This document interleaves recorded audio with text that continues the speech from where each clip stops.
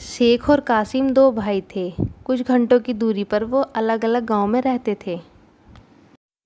एक दूसरे का हाल खबर जानने के लिए वो चिट्ठी का सहारा लिया करते थे। एक बार कासिम बीमार हो गया।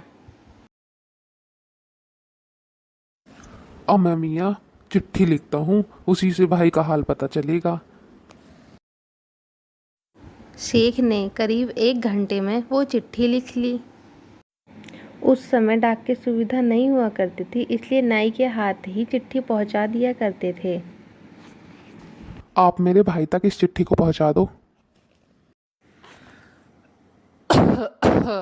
देखो भाई, मेरी तबीयत कुछ ठीक नहीं है, इसलिए मैं कुछ दिनों तक उस गांव में नहीं जाने वाला हूँ।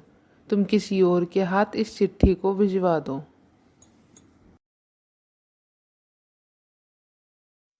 भाई क्या तुम पास वाले गांव जाओगे?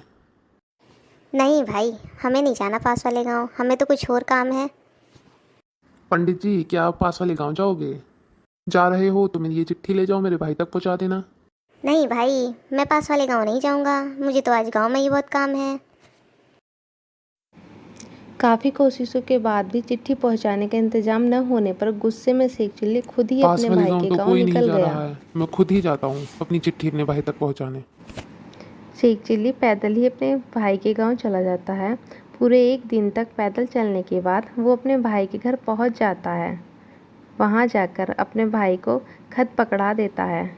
मियाँ ये पकड़ो अपना खत। शेख रुको तो सही। अरे तुम कहाँ जा रहे हो? इतनी दूर से यहाँ आए हो, कुछ देर बैठो और मेरे साथ बातें करो। शेख क्या तुम मुझसे नाराज हो? मैं तुम्हें चिट्ठी भिजवाने के लिए बहुत से लोगों के घर गया, लेकिन कोई भी तुम्हारे पास चिट्ठी लेकर आने को तैयार नहीं हुआ। आखिर में परेशान होकर मैं खुद ही नाई की जगह तुम्हें चिट्ठी देने के लिए आया हूँ। अब मैं नाई की जगह तुम्हारे घर आया हूँ तो मैं तुम्हारे साथ व्यवहार भी वैसा ही करूँगा। अगर मुझे तुमसे मिलने आना होता तो मैं खुद ही नहीं आ जाता।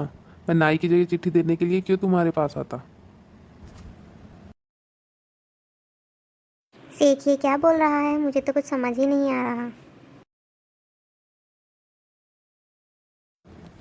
तुम इस चिट्ठी को अच्छे से पढ़ लेना और इसका जवाब अपने भाई को भिजवा देना।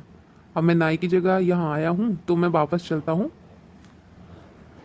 इतना कहकर शेख चिल्ली अपने घर की ओर निकल गया और उसका भाई उसे देखता ही रह गया। उसे कुछ समझ ही नहीं आ रहा था।